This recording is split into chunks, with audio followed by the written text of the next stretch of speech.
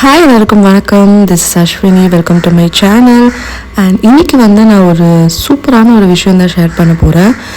திருப்பதியில் சாமியை ஒரு 45 நிமிஷம் அந்த இடத்துல நின்று பார்க்கலாம், அதுவும் ரொம்ப கிட்ட போய் பார்க்கலாம் அப்படின்ற விஷயமே எனக்கு ரொம்ப அதிர்ச்சியாக இருந்தது. ஸோ அந்த மாதிரி ஒரு தர்ஷன் இருக்குது. ஸோ அதுக்கு தான் நாங்கள் போயிட்டுருக்கோம். அந்த தர்ஷனை பார்த்துட்டு தான் உங்களுக்கு நான் ஷேர் பண்ணுறேன். ரொம்பவே ஒரு புதுவிதமான ஒரு அனுபவம் அப்படின்னு சொல்லலாம். ஏன்னா திருப்பதியில் ஒரு 10 செகண்ட் நம்மளால எக்ஸ்ட்ரா நிற்க முடியுமா அப்படின்னு யோசிப்போம். அதனாலேயே அந்த லைனில் போகும்போது ஸ்லோவாக போய் சாமி பார்ப்போம். ஆனால் நம்ம ஒரு 45 நிமிஷம் அதே இடத்துல நின்று சாமிக்கு கும்பிட்டு அதுக்கப்புறம் நம்ம கிட்ட போய் அந்த வெங்கடாச்சலபதியை பார்க்கும்போது கிடைக்கிற ஃபீல் ரொம்பவே வித்தியாசமானது அப்படின்னு சொல்லலாம். இது வரைக்கும் இந்த மாதிரி ஒரு தர்ஷன் இருக்குன்னே எனக்கு தெரியாது. ரீசெண்ட் டைமில் தான் தெரிஞ்சதும் இந்த மாதிரி ஒரு தர்ஷனுக்கு நாங்கள் அப்ளை பண்ணோம். அப்ளை பண்ணதும் எங்களுக்கு கிடைச்சது ரொம்ப பெரிய ஆச்சரியம்னு சொல்லலாம். ஏன்னா இது ஒரு லக்கி ட்ரா. அதில் நமக்கு கிடைக்கிறதுன்றது அவரோட பிளெஸிங் இருந்தால் தான் கிடைக்கும். ஸோ இந்த தர்ஷனோட பேர் சுப்ரபாரதி தர்ஷன்.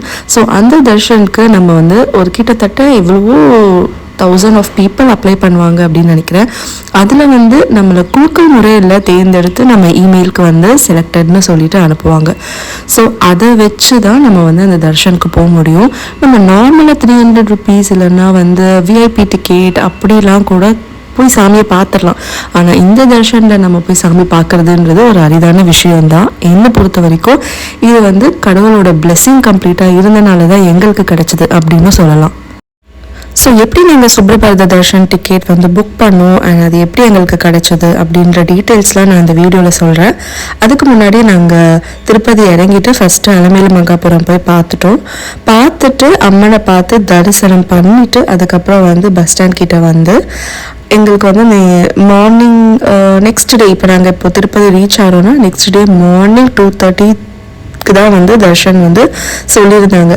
ஸோ போயிட்டு சாப்பிட்டு அதுக்கப்புறம் ரூம் செக்இன் பண்ணிவிட்டு கொஞ்ச நேரம் ரிலாக்ஸ் பண்ணிவிட்டு நைட்டே அங்கே போய் நிற்கிற மாதிரி இருக்கும். ஸோ கொஞ்சம் ஏர்லியாக போகிற மாதிரி இருக்கும். அதாவது 2:30 தர்ஷன்னா நம்ம ஒரு 11:30-12 போய் லைனில் நிற்க வேண்டியதாக இருக்கும். அதனால் எவ்வளோ நேரம் நம்ம அதுக்கு முன்னாடி ரெஸ்ட் எடுத்துக்க முடியுமோ ரெஸ்ட் எடுத்துக்கலாம் அப்படின்னு சொல்லிட்டு முன்னாடியே நாங்கள் கிளம்பிட்டோம்.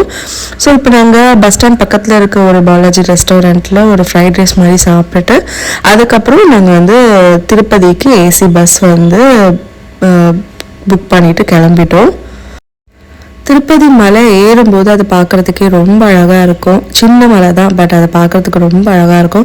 ஸோ பஸ்ஸில் நாங்கள் ஃப்ரண்ட்லேயே உட்காந்துட்டு அந்த அழகான அந்த நேச்சர் எல்லாத்தையும் பார்த்துட்டு அப்படியே போயிட்டு இருந்தோம். அதுவும் இல்லாமல் எனக்கு அந்த கொஞ்சம் மோஷன் சிக்னஸ் வேறு இருக்கா, அதனால் ஃப்ரண்ட்லேயே உட்காந்துட்டு ஸ்ட்ரெயிட்டாக பார்த்துட்டே இருந்தேன். இந்த மாதிரி மலை ஏறும்போது இந்த வாமிட் சென்சேஷன், நோசியா அந்த மாதிரிலாம் வர்றது கடுப்பான ஒரு விஷயம் தாங்க. ஏன்னா எங்கேயுமே போக முடியாது, அது ஒரு பயத்தோடயே போகணும், இல்லைன்னா முன்னாடியே டேப்லெட் எடுத்துக்கணும். சின்ன திருப்பதி மலை தான், பட் இருந்தாலுமே எனக்கு அந்த ஒரு சென்சேஷன் இருந்தது. அது ஏன்னே தெரியல. திருப்பதியில் நாங்கள் ஆல்ரெடி ரூம் புக் பண்ணியிருந்தோம். ஸோ டைரெக்டாக நம்ம அந்த ரூமுக்கு போயிட்டா போதும். அங்கே போயிட்டு கொஞ்சம் ரெஸ்ட் எடுத்துட்டு ஈவினிங்காக சாப்பிட்டு நம்ம லைனுக்கு போய் நின்றுடலாம் அப்படின்னு சொல்லிட்டு இறங்கினதுமே பார்த்திங்கன்னா அங்கே ஷேர் ஆட்டோ அவைலபிளாக இருந்துச்சு. ஸோ ஷேர் ஆட்டோ ஏறி நாங்கள் இந்த ரூமில் தான் ஸ்டே பண்ணியிருந்தோம். ஆல் இண்டியா ஆர்யா வைஷ்யா சமாஜம் அப்படின்னு சொல்லிட்டு ஒரு ரூம். ஸோ ரூம் டீசெண்டாக தான் இருந்தது. ஒரு 2 பேருக்கு நல்லா தாராளமாகவே இருந்தது. அண்ட் ரெஸ்ட் ரூம் வரைக்குமே நல்லா இருந்துச்சு, நல்லா க்ளீனாக வச்சுருந்தாங்க. ஸோ இந்த ரூமில் இந்த ரூமோட ரெண்ட் பார்த்தீங்கன்னா அரௌண்ட் 900 rupees வந்தது. ஸோ இது ப்ரையராக புக் பண்ணோம். அங்கேயும் பார்த்தீங்கன்னா உங்களுக்கு ஃப்ரீ ரூம்ஸும் அவைலபிளாக இருக்குது. அதாவது 100 rupees 50 rupees அப்படின்ற ரூம்ஸும் அவைலபிளாக இருக்குது.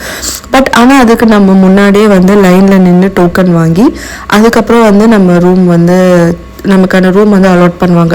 ஸோ அதை பற்றின வீடியோவும் நான் ஆல்ரெடி போட்டிருக்கேன். நான் டிஸ்கிரிப்ஷனில் கொடுக்குறேன் எப்படி அந்த 50 rupees 100 rupees ரூம் அவைல் பண்ணுறதுன்னு சொல்லிட்டு. ஸோ அது வேணும்னா கூட நீங்கள் செக் பண்ணிக்கோங்க. இப்போ நீங்கள் பார்க்குற கிளிப்ஸ் பார்த்தீங்கன்னா நாங்கள் சுப்ரபாரதி தர்ஷன் பார்த்துட்டு வந்தது. ஸோ ஏர்லி மார்னிங் கிட்டத்தட்ட இது ஒரு 4:35 இருக்கும் அப்படின்னு நினைக்கிறேன். ஸோ நாங்கள் தர்ஷன் போய் பார்த்துட்டு ஒரு டீ குடிச்சிட்டு இருந்தோம். இப்போ அந்த தர்ஷனை பற்றி டீட்டெயிலாக சொல்கிறேன். ஸோ நாங்கள் இப்போ வந்து தர்ஷன் வந்து மார்ச் மந்த்தே வந்து உங்களுக்கு குலுக்கல் முறையில் தேர்ந்தெடுத்து நமக்கு இமெயில் சென்ட் பண்ணியிருப்பாங்க. ஸோ நாங்கள் அப்ளை பண்ணி வச்சுருந்தோம். பட் எங்களுக்கு வந்து கன்ஃபார்மாக வருமா வராதான்றது தெரியல. என்னோட ஹஸ்பண்ட் தான் வந்து அப்ளை பண்ணியிருந்தாங்க. ஸோ நெக்ஸ்ட் டேவே பார்த்திங்கன்னா இந்த மாதிரி செலக்ட் ஆகிருக்கோம் அப்படின்னு சொல்லிட்டு இமெயில் வந்தது. இமெயில் வந்ததும் நம்ம வந்து அதுக்கான சார்ஜ் வந்து 120 rupees ஒரு ஆளுக்கு. ஸோ அந்த தர்ஷனில் 2 பேர் மட்டும்தான் போக முடியும். ஸோ 120 rupees பர் பர்சன் சொல்லிட்டு 240 rupees பே பண்ணிவிட்டு அதுக்கப்புறமா வந்து நம்ம கன்ஃபர்மேஷன் கொடுத்த உடனே அவங்க வந்து டிக்கெட்ஸ் நமக்கு சென்ட் பண்ணிடுவாங்க. ஸோ இந்த தர்ஷனுக்கு நம்ம என்ன பண்ணணும் அப்படின்னு பார்த்தீங்கன்னா முன்ன நாள் நைட்டே 11 or 12 லைனில் வந்து நின்றுட்டோன்னா எப்படி இருந்தாலுமே இந்த திருப்பதியில் நம்ம உள்ளே எப்போ அடிச்சுக்கிட்டு ஃபஸ்ட்டு போகிறோமோ அப்போ தான் பார்க்க முடியும்வாங்கள்ல, அந்த சினாரியோ தான் நம்ம என்ன டிக்கெட் எடுத்தாலும்.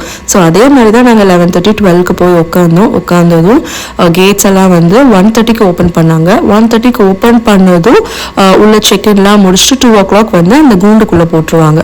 ஸோ அந்த கூண்டுக்குள்ளே போட்டதும் ஒரு 2:15 2:20க்கு மேலே அந்த கூண்டை திறந்து விடுவோம். எல்லாரும் கடன்னு ஓடணும்.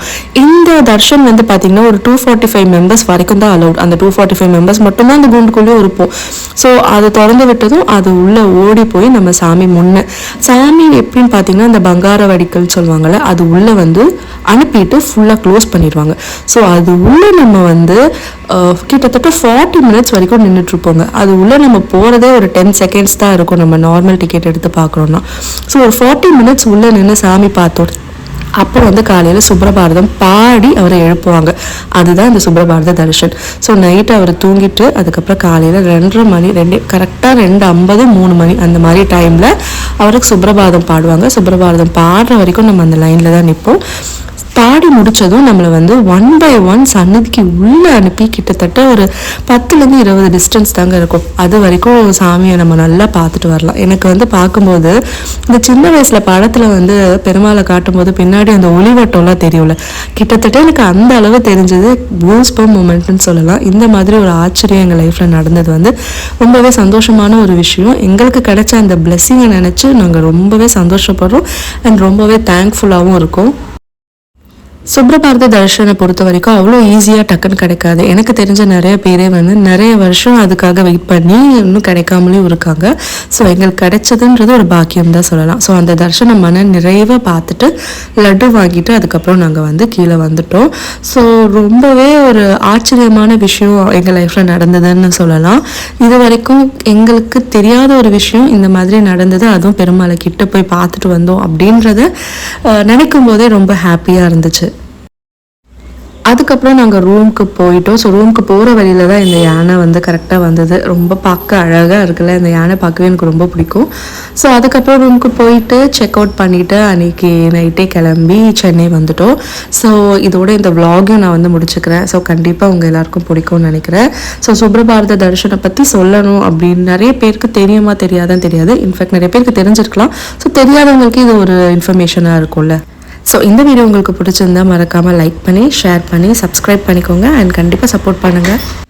இன்னொரு இன்ட்ரெஸ்டிங்கான வீடியோ உங்களெல்லாம் பார்க்குறேன். Until then bye. அண்ட் இந்த தர்ஷனை பற்றி ஏதாவது டவுட் இருந்தால் கண்டிப்பாக கமெண்ட் பண்ணுங்கள், நான் ரிப்ளை பண்ணுறேன். தேங்க்யூ.